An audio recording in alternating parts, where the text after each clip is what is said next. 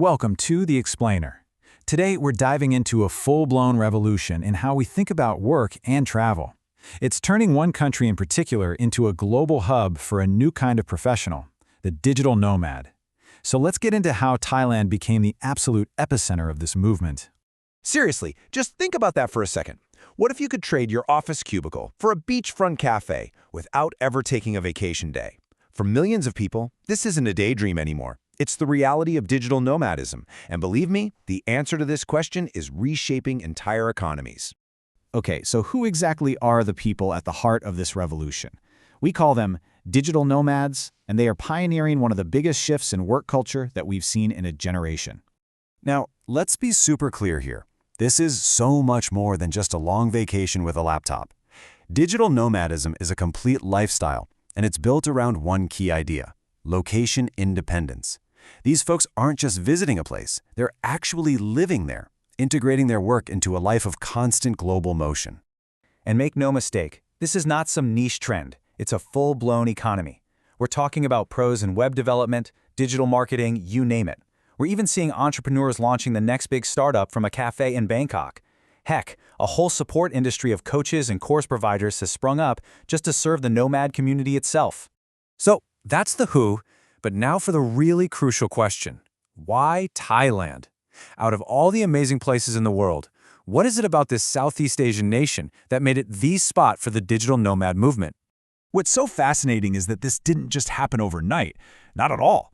As this timeline shows, Thailand's journey started way back in the 1960s with an open doors policy.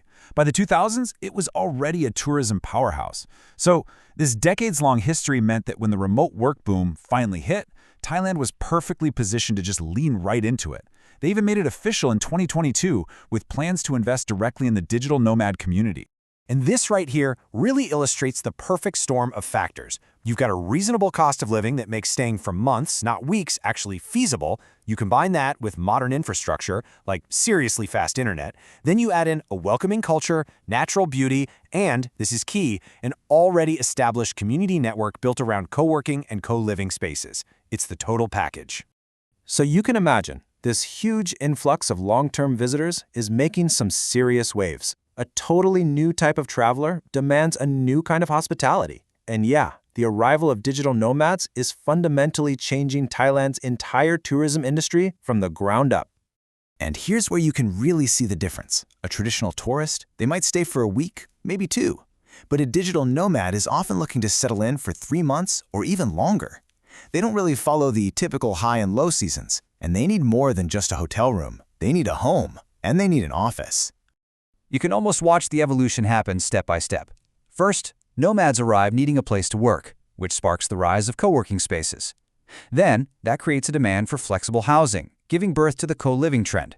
And finally, the whole hospitality sector has to adapt, creating this brand new workation ecosystem. It's fascinating. But, and this is a big but, this rapid growth comes with some real tension. The economic boom that digital nomads bring is absolutely a double-edged sword. It creates incredible opportunities, for sure, but also some pretty significant challenges for the local communities. On one hand, just look at these numbers. The economic upside is staggering. The projections for 2030 are forecasting 64 million international arrivals, generating a massive $82 billion in spending. That is a huge economic engine for the country. But then, on the other hand, you have this. And this quote, man, it just cuts right to the heart of the problem. When demand from high-earning foreigners goes up, so do property prices and rents, and that risks pushing out local residents who just can't afford to live in their own cities anymore. And the social costs are very, very real.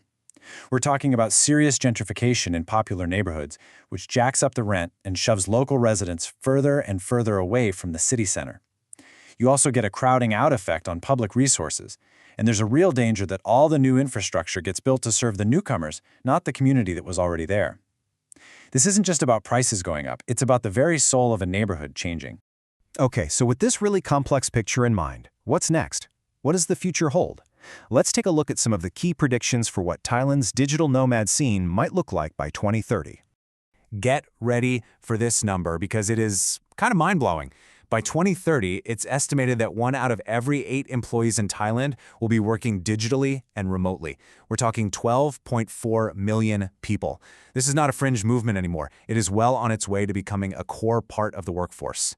And economically, you have to see nomad tourism as one piece of a much, much bigger digital pie.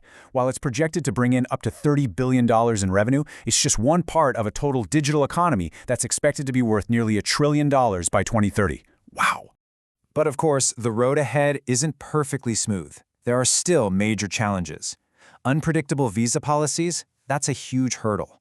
There's also a very real risk that the authentic nomad experience just gets commodified and sold in sterile pre-made packages.